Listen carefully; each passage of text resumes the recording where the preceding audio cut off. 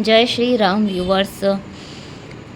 आज की इस वीडियो में आपको बताने वाली हूँ कि कलयुग के राक्षस कौन हैं। हाँ, अभी भी कलयुग में राक्षस हैं। पहले रावण, कुंभकर्ण, मेघनाथ, हिरण्यकश्यप, हिरण्याक्ष, काफ़ी राक्षस हुए जिनका वध भगवान जी ने किया। अब इस कलयुग में कौन राक्षस है और कहाँ पर है, यह रामायण में लिखा गया है। तो मैं आपको बताती हूँ। पिछली वीडियो में हमने पढ़ा था कि रावण के पूर्व जन्म की कथा हमने पढ़ी थी कि रावण कितना महान राजा था, कितना अच्छा राजा था। अगर आपने मेरी वीडियो नहीं देखी हो तो प्लीज़ जाके देखिएगा। अब आगे की कथा बतलाते हैं। यहाँ पर आगे लिखा हुआ है कि रावण ने कैसे अनेकों प्रकार से शिव जी की आराधना की, 10 सिर की बलि दी, तब शिव जी ने उनको वरदान दिया था, यह सब कोई जानता ही है। और कुंभकर्ण ने भी 6 महीने की नींद मांगी थी। वह सब सरस्वती माता जी की कृपा थी, क्योंकि माता ने उनकी मुख पर विराज गई थी, जिनसे उन्होंने 6 महीने की नींद मांगी थी। और विभीषण ने श्री राम जी के चरणों में भक्ति मांगी थी। इसी प्रकार से रावण ने कितने अत्याचार किए लोगों पर, यह सब आप जानते ही हैं। मेन टॉपिक है कि आज के कलयुग में राक्षस कौन है। तो चलिए आइए पढ़ते हैं। पूरा वीडियो ज़रूर देखिएगा, तभी आपको पता चलेगा कि कलयुगी राक्षस कौन है और कहाँ है और उनका नाश कैसे करना है।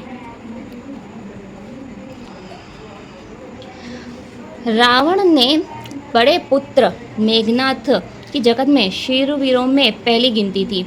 उसके सामने युद्ध में कोई नहीं आ सकता था। स्वर्ग लोक में तो उसके भय से नित्य ही भगदड़ मची रहती थी। दुर्मुख, अकंपन, ब्रजदंत, धूमकेतु, अतिकाय आदि अनेकों योद्धा जो संसार भर को अकेले ही जीत सकते थे। ये देखिए सारे राक्षसों के नाम हैं। सब राक्षस इच्छानुसार रूप बनाने वाले, सब प्रकार की माया जानते थे। सपने में भी उनके हृदय में दया और धर्म नहीं था। एक बार रावण ने सभा में बैठकर के अपने असंख्य परिवार को देखा। पुत्र, पौत्र, कुटुंबी, सेवक, सारे राक्षसों की जाति को तो गिन ही कौन सकता है। सेना को देख कर के स्वभाव से ही अभिमानी रावण क्रोध और घमंड से भरे हुए वचन बोला कि सब राक्षसों सुनो, हमारे बेरी सब देवता हैं। वे सामने होकर के लड़ाई नहीं करते हैं, बलवान शत्रु को देख करके भाग जाते हैं। उसका मरण एक ही उपाय से हो सकता है। मैं समझा कर कहता हूँ कि सुनो, ब्राह्मण भोजन, यज्ञ, हवन, श्राद्ध, इन सब में जाकर के तुम बाधा डालो तो भूख से दुर्बल और निर्बल होकर देवता लोग सहजी में आकर के हमसे मिलेंगे। तब मैं उनको मार डालूंगा और अच्छी तरह अपने अधीन करके उन्हें छोड़ दूंगा। फिर मेघनाथ को बुला करके शिक्षा दी, उसके बल और देवताओं के साथ बैर भाव को बढ़ाया।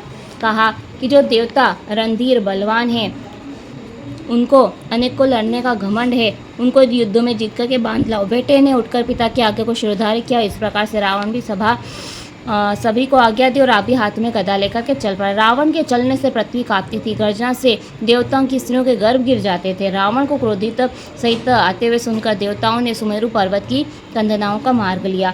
दिक्पालों को, सुहावने लोगों को रावण ने सुना पाया। बार बार सिंह के समान गर्जना करते देवताओं को ललकारता है, गालियाँ देता है। युद्ध के मत से मतवाले रावण जगत भर में दौड़ता फिरा, परंतु अपने समान योद्धा खोज करके भी नहीं पाया। उसने सूर्य, चंद्रमा, वायु, वरुण, कुबेर, अग्नि, काल, यम, सब यज्ञ की आहुति का अधिकारी, देवता, किन्नर, सिद्ध, मनुष्य, नाग, सब के पीछे हठपूर्वक पड़ गया। रावण ने सबको अपने अधीन करके रखा है। ब्रह्मा जी की सृष्टि में जहाँ तक शरीरधारी नर नारी थे, सभी रावण के अधीन हो गए। सभी नर नारी सब रावण के अधीन थे। ये तो उस टाइम की बात है, त्रेता युग की बात, जब श्री राम जी का जन्म हुआ था, रावण की बात। पर हमें जानना है कि कलयुग के राक्षस कौन हैं, सो आपको आगे वीडियो में पता चलेगा। रावण की आज्ञा पाकर करते हैं, नित्य आकर नम्रता में चरणों में प्रणाम करते हैं। रावण ने भुजाओं के बल से जगत को अपने वश में कर लिया, किसी को स्वाधीन नहीं रहने दिया। सभी राजाओं में चक्रवर्ती होकर अपनी ही सलाह से राज्य करने लगा। देवता, यक्ष, गंधर्व, मनुष्य, किन्नर, नागों की कन्याओं, बहुत सी अंदर सुंदरियां, उत्तम स्त्रियों को भी उसने अपनी भुजाओं के बल से जीत कर ब्याह लिया। रावण ने मेघनाथ से जो कुछ भी कहा था, मानो ने पहले से ही कर रखा था, पहले ही उनको आज्ञा दे रखी थी। सो राक्षसों के चरित्र सुनो। देखने में सभी राक्षस समूह भयंकर रूप, पापी, देवताओं को दुख देने वाले असुर गण उपद्रव करते थे, माया से अन्य को रूप धारण करते थे। जिस प्रकार से धर्म की जड़ कटे, वही वेद विरुद्ध सारे काम करने लगे। जिस भी देश में गो ब्राह्मण पाते थे, उसी गाँव में, पूर्वों में, शहर में आग लगा देते। देखिए राक्षस लोग क्या क्या काम करते हैं। कभी भी शुभ कर्म नहीं हो पाते। देवता, ब्राह्मण, गुरु को कोई नहीं मानता। हरि भक्ति, यज्ञ, तप, दान नहीं होते हैं। वेद पुराण कोई सपने में भी नहीं सुनता।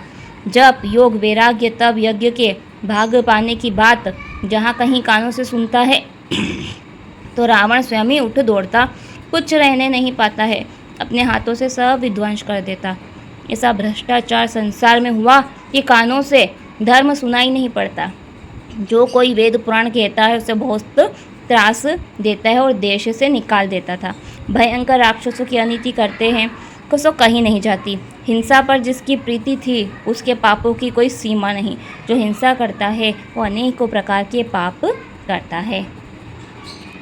ऐसे दुष्ट चोर जुआरी बहुत ही बढ़ गए, जो पराये धन, पराई स्त्री पर मन चलाते थे। माता पिता देवताओं को नहीं मानते थे, साधुओं से सेवा करवाते थे। महादेव जी कहते कि भवानी, जिनके ऐसे आचरण हो उन प्राणियों को राक्षसी जानो। देखिए यहाँ महादेव जी ने कहा है कि ये जो आचरण हैं, जो हमने यहाँ पहले सुने, जिसके भी अंदर होते हैं उन प्राणियों को राक्षस जानना चाहिए। कलयुगी राक्षस ये सभी हैं। इन प्रकार से धर्म की बहुत हानि देखकर पृथ्वी अत्यंत भयभीत होकर व्याकुल हो गई। इतना अत्याचार देखकर के पृथ्वी बहुत ही व्याकुल हो जाती है। कहती है कि पर्वत, नदी, समुद्र का बोझ मुझे इतना नहीं सताता जितना कि इस परद्रोही का बोझ। पृथ्वी सभी धर्म को विपरीत देखती है, परंतु रावण के डर से कुछ कह नहीं सकती है।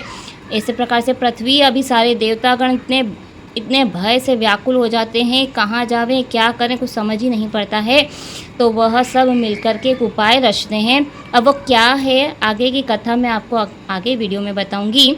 अभी हमने यह पहचाना कि इस कलयुग में कौन कौन राक्षस है। ये जितना हमने पढ़ा, यह सभी जिसके अंदर होता है वह इस कलयुग का राक्षस है। अगर आपको मेरी वीडियो पसंद आई हो तो मेरे इस चैनल को सब्सक्राइब कीजिए, लाइक कीजिए और आगे शेयर ज़रूर कीजिएगा।